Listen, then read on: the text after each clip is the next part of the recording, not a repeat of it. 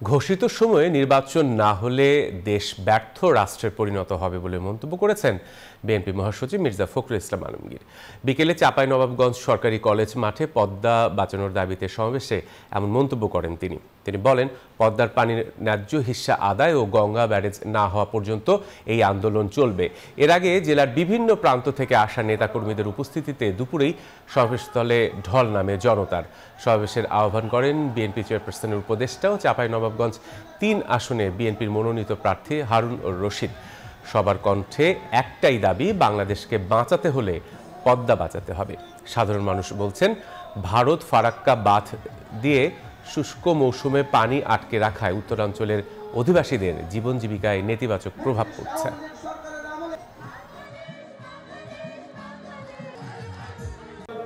আমরা অবিলম্বে প্রধান উপদেষ্টা যে নির্বাচনের ঘোষণা দিয়েছেন 2024 সালের ফেব্রুয়ারি মাসের প্রথমার্ধে, এই নির্বাচন হতে হবে।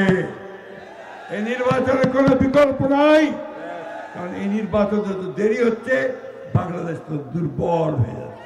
আপনারা তো নির্বাচন করবেন, নির্বাচন না করলে আপনাদের অস্তিত্ব থাকবে না।